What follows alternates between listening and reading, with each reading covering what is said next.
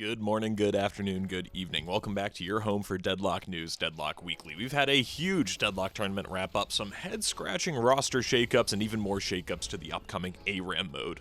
We're getting into all that, our normal weekly items, and obviously we're going to finish off reading your comments. If you want to stay in the loop with all things Deadlock, be sure to subscribe. But guys, before we begin, you might notice something peculiar about this week's gameplay, particularly that I'm on the enemy team and getting absolutely shit on by Last Year, who's a viewer and did recognize me in-game. So shout out to Water for this week's gameplay. You guys can treat the comment section like a roast section for my Infernus gameplay this week if you want. We're actually going to jump right in with the Trolli Open, which wrapped up in Europe last week, with the newly formed Mel team, which worked their way through the group stages and the semifinals to meet and defeat the Buff Enjoyers in a 2-0 affair. D-Mobs combined 20-3 on Shiv wasn't quite enough as the Buff Enjoyers got crushed by Empty Dream's Pocket, and the Buff Enjoyers fumbled a mid-boss late on map 2, giving Mel team the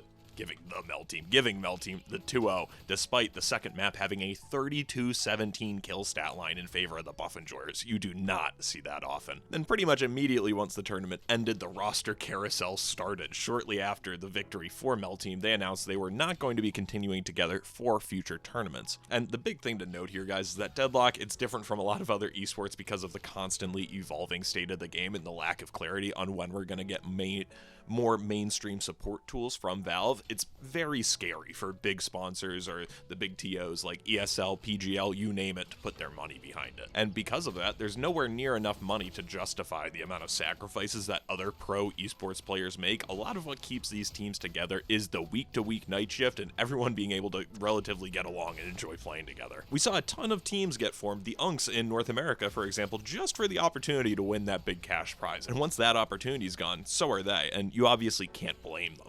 Once you want to go play with somebody else, there isn't really much that's holding you to your old roster, which is why this week we saw D-Mov, after the Trolli Open, say that he was leaving Buff Enjoyers to go enjoy Mel Team, which was now renamed to Gooballs. D-Mov wanted to play with ABL, but the Buff Enjoyers did not want to kick someone for ABL, so D-Mov went to go play with ABL on Gooballs. Buff Enjoyers simultaneously announced that they're going to be taking a break and are going to be back in a couple of weeks, which you could read into, but if I had to guess, obviously D-Mov's a part of it, but I have to imagine they did a ton of practice leading up to the Trolli Open, so it does just make sense to me that they're going to take a team break, regardless of the D-Mob situation. And then we don't stop there, because Abrahams this week was also down a couple of players for night shift, notably missing Jam side, so Hoot and Obi Kim took advantage of that timing by Buff Enjoyers taking a break by standing in on Abraham. So we had quite the weird roster setup this week, and I believe it'll be similar for next week as well, as unless Hoot and Obi Kim decide to play this week or the Abrahams players return. Now with all that behind us, we can get into the night shift in Europe. Together on Shiv just continues to be a major roadblock for Europe. Every time he gets him, it's a 10+ kill game. And even on Abrams, he went 7-2. He's so good at these tanky characters. The first two maps, they were nice and close, and then map 3, Abrahams took it pretty handily to walk away with this week's chip.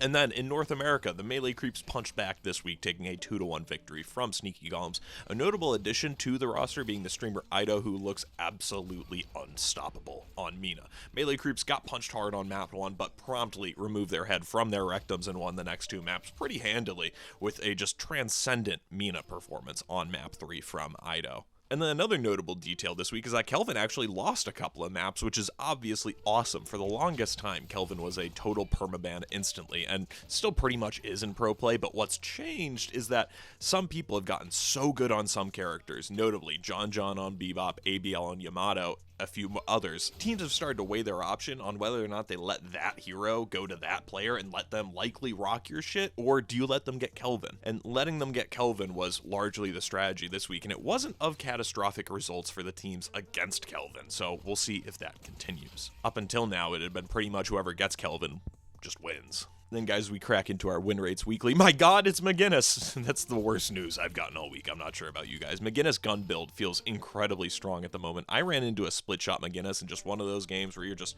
playing podcast Infernus on the side lanes. You kill an enemy hero here and there, and then you think you got an opening to walk up to the walker, and then the McGinnis that you didn't even realize was in the game just shows up and absolutely nukes me with split shot, which felt cheap and corny. So I feel like we're a long ways past when 3 lanes was fresh and McGinnis was literally unplayable. But other than that, it's a lot of our familiar faces from the past few weeks. Paige, Dynamo, Victor. And then when we look at the bottom of the list, honestly, it's pretty good. High elo players, cover your ears, but Vindicta and Mirage certainly need a couple of buffs. But Doorman, Sinclair, Shiv, all pretty difficult heroes that it makes sense why they have low win rates. They're just difficult to play. And there are certainly some outliers, but I think hero balance is generally in a pretty good spot. I think Kelvin and Calico are pretty strong, but not earth-shatteringly OP. And the only thing remotely balance related that's really driving me up a wall right now is Paige in lane giving whichever bruiser she's paired up with just free trades and making the laning stage hell. Other than that, double thumbs up from me. Then guys, Statlocker this week introduced a new patch winners and losers tab, and there's a really quick way to see at a glance a hero's winner and losers chart based on their win rates before and after the patch. You can even hover over the portraits and see what changes got made in the patch. And you can apply it to different ranks just like you do on Winrates Weekly. And again, guys, win rates, they're not everything, but when it's such a clear contrast between patches, it's certainly the most relevant statistic we have. Then guys, we did get a couple new leaks about the ARAM mode this week thanks to Minesweeper. They're certainly changing around some objective requirements in the private playtest, and we're always going to talk about big leaks as they happen here. But now that we know that ARAM mode is in development, we even know some gameplay details. For example, this week the change was from 2 Guardians to a Walker, it being the final objective to take. We're probably not going to do weekly updates on the ARAM mode, guys, until it lands in the game. Mainly because I want this show to be about what's currently actually going on in the game or its community, not things that are kind of amorphous and out there in the cloud for now. I kind of think about it like in the future, when we have huge major esports tournaments that are in arenas, right? I'm going to tell you where they're announced, what venues they're going to be at, the match breakdowns, all that stuff. But I'm probably not going to tell you what the food they're selling is when they announce the concessions menu. Let me know if you guys disagree with that justification. We can do, every week, take a look at the newest leaks, but I just don't think incremental changes on the private playtest are necessarily what we want to be going for here. But again, let me know. Then guys, let's talk some Deadlock. Our first comment comes from Steel Creel, who said, Deadlock is not even in beta, yet people are complaining about the devs developing the game. Aren't we supposed to be early playtesters? Test the game and give feedback. People forget their role in all this. And honestly, I don't know if there's a reaction to my opinion or feedback, like on the jump pad nerfs last week, but based on the tone of a lot of this other person's comments on my channel, I have to imagine it is, and this comment doesn't really make sense. Feedback, by definition, is my reaction to something put into words. I have no clue how you can say I'm complaining about them developing the game and then say I should be giving feedback literally 20 letters later in the same sentence. What do you think I'm doing? All I've done literally every step of the way is give feedback. I've liked way more about Deadlock, even in that video that I've disliked. Like, I think it's truly a probably 85-15% split.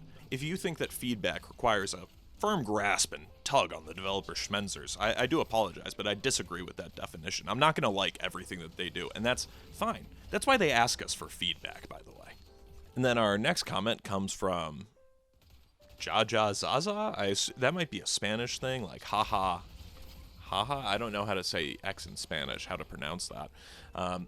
Pronunciation aside, they said, even with many pretty small nerfs to movement is still super OP in the game, and you can still just move at Mach 10 in the air. The air vent changes don't do anything to reduce rotation speed, they only make the vent less of a get-out-of-jail-free card and make buffs contestable if you're 1 to 2 seconds later to them than your enemy, provided, of course, that you hit the enemy as they step on the vent.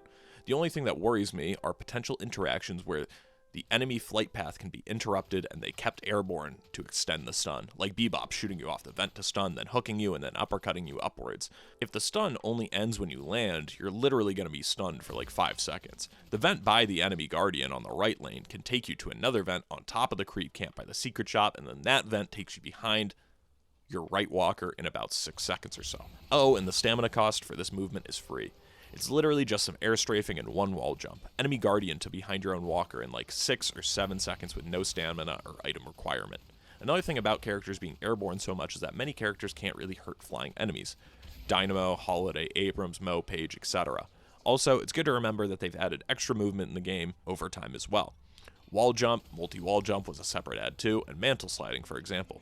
Our perception of things often are pretty off. Taking something away feels more bad than giving something new feels good. And people remember fondly the OP shit they used to be able to do, but don't reminisce over not being able to wall jump or mantle slide. And honestly, I think you make a really fair point. This isn't really a movement nerf so much as it is an escape nerf. I think you just worded it better than I did there, which personally, I'm still in the camp of not really liking, but that's okay. Not everybody's going to like everything. I also really don't like Lady Geist or have really any interest of playing her ever, and that's okay too. I like plenty of other shit about the game that keeps me engaged, and I do agree though that there probably are some pretty unforeseen consequences that we just haven't gotten to yet. I'm not sure if you guys have seen the Doorman like 38-second stun clip on Twitter that's going around, but the devs, if stuff like that does ultimately wind up being a proper problem, the devs could fix that pretty easily. And you make another good point that they actually have added more techs over time as well through multi-wall jumps and mantle sliding. I'm just so resistant to that change, not because of it individually, but because of the signpost it is along a longer path of nerfing movement.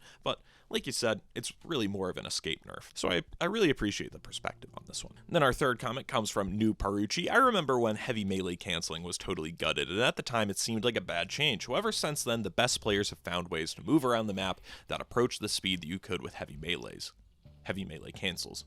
I think the repeated movement nerfs make perfect sense as people learn to use and abuse the movement. Even though there are some things that have been nerfed, players are still going to improve further and approach the speed that they were getting before those nerfs.